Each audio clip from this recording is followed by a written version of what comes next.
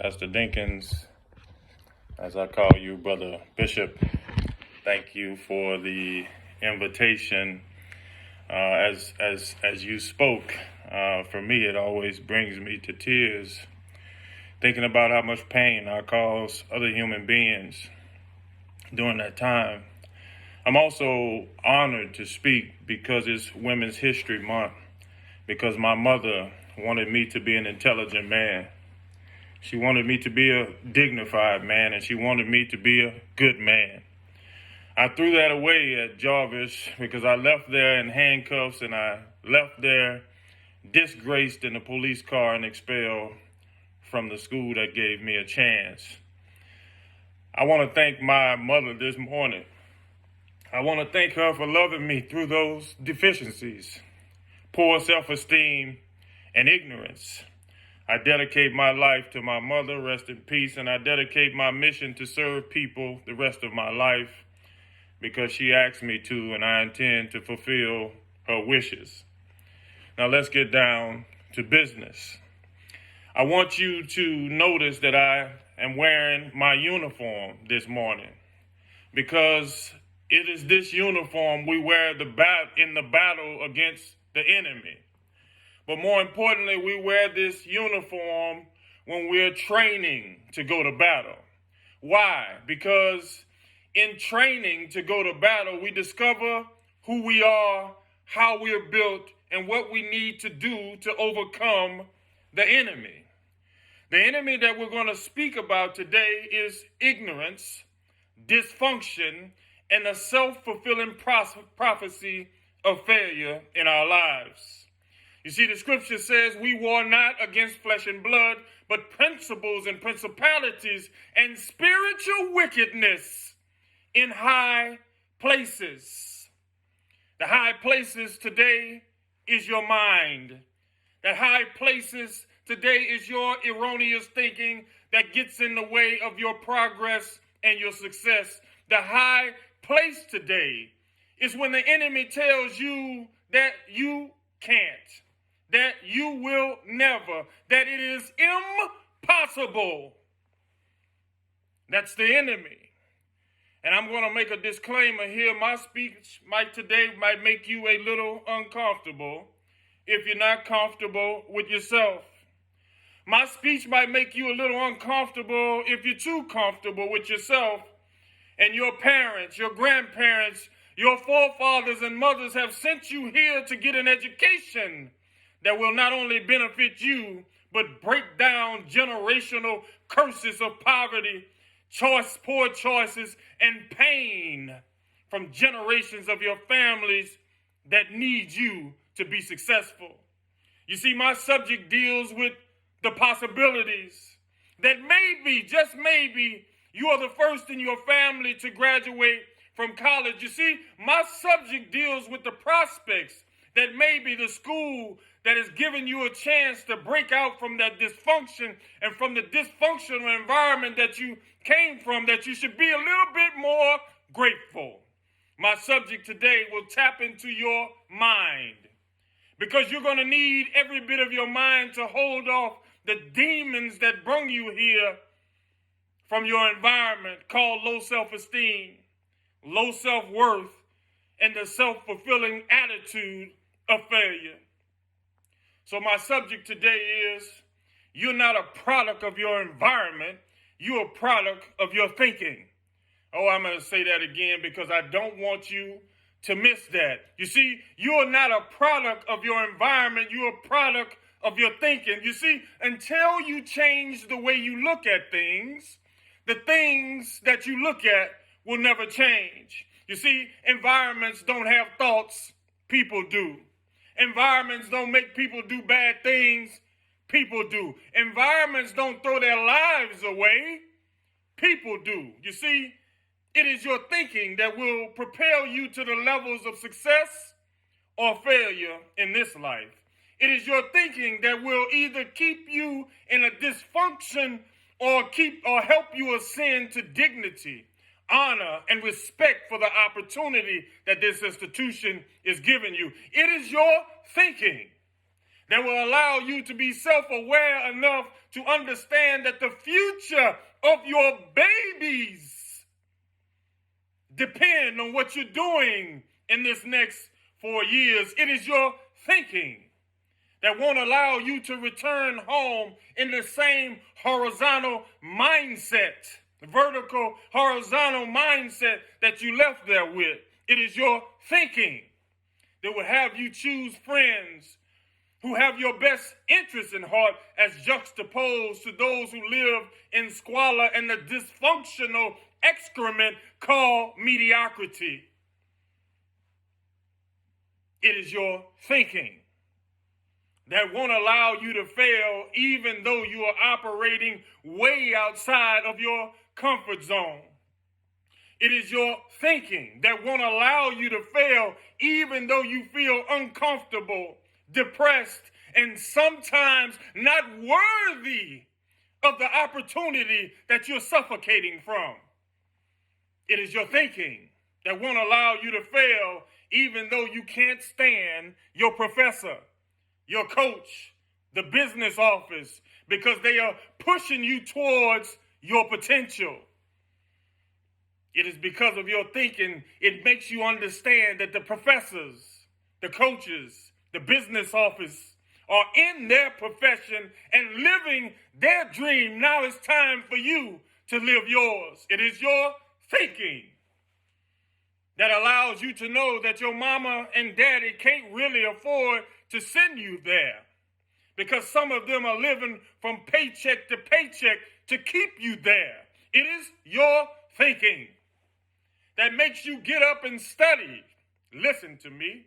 Even though you're unmotivated, unsure, and uninterested, it is your thinking that allows you to transcend being unmotivated, unsure, and uninterested because you know that your family is depending on you.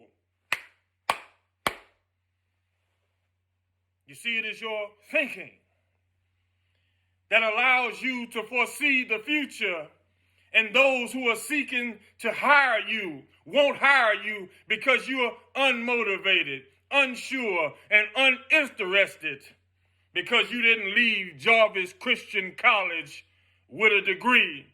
No, I got to say that again because that was too powerful for you to miss. You see, it is your thinking that makes you get up and study even though you're unmotivated, unsure, and uninterested, because you understand through the process of cognition, these things will affect you the rest of your life and will sentence your children to poverty, dysfunction, and dilapidation.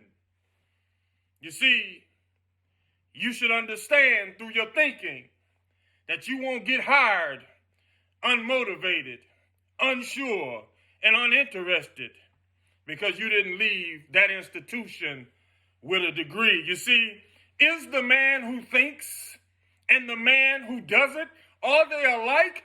By no means. The man or woman that does not think is like cattle or even less. You see, you're not a product of your environment, you're a product of your thinking. Cattle only does what their environment allows them to. But you, young Jarvisonian, you are a student and a human being. You have the ability to transcend your environment through thinking, through actions, and through your willingness never to quit. My subject today is, you're not a product of your environment, you're a product of your thinking. Now let me help you think through the process.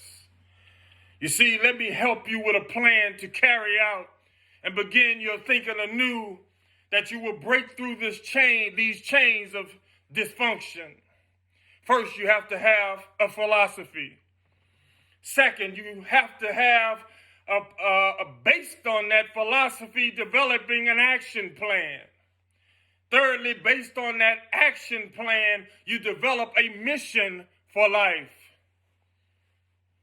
You see, most people die at 25, but they're not buried until they're 75. Why? Because when things get hard, they quit. When things get tough, they make excuses.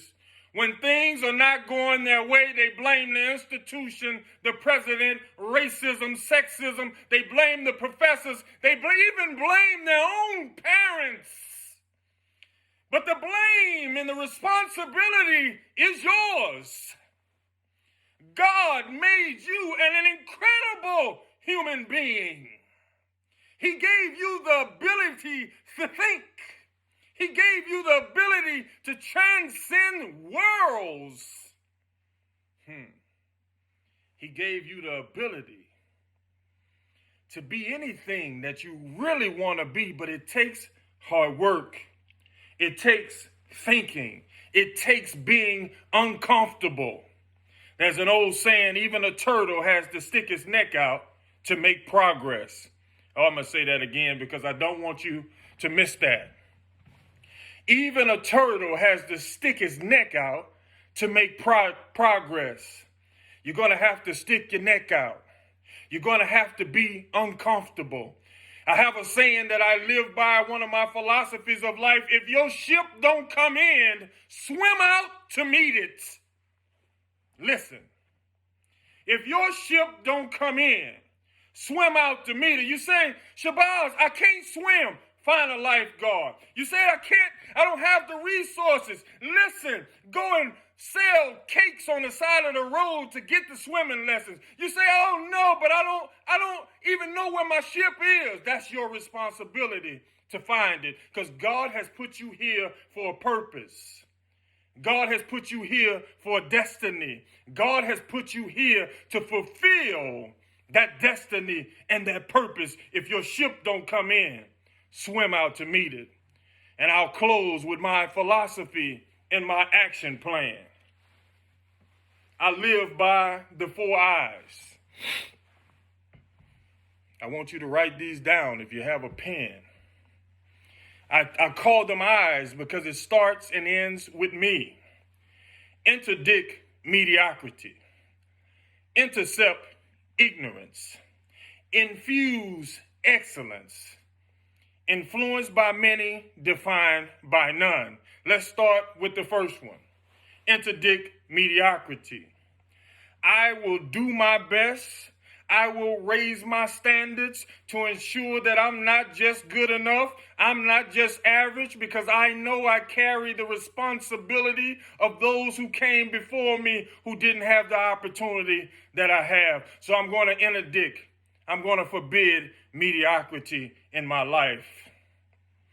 Infuse excellence. I will do everything in my power regarding my future with excellence, because my future belongs to me. So it doesn't matter if I like the professor. It doesn't matter if I like the coach. It doesn't matter if I like anybody on the staff. My future is mine, so I have to infuse excellence. So I'm not comparing myself to others. I'm not measuring myself against the man or the woman who is next to me. I'm infusing excellence in my life so I can survive, because I'm not a product of my environment. I'm a product of my thinking. Intercept ignorance. I will no longer remain ignorant, thinking that I can't become what I set out to be. I will no longer remain ignorant in the company of people who don't have my best interests in heart. I will no longer remain among the chickens, and I know that God made me an eagle. You see, you'll never be an eagle hanging around chickens. And lastly, influenced by many, defined by none. I see a lot of people that are courageous. I see a lot of people that are intelligent. I see a lot of people that I learn from. But God only made one me. And I will ask questions of those who have gone before me, but God only made one me. I will seek mentorship from those who have gone before me, but God has only made one me. So I'm influenced by many, defined by none. God has me on a specific mission, and I must complete that mission despite what other people think about me.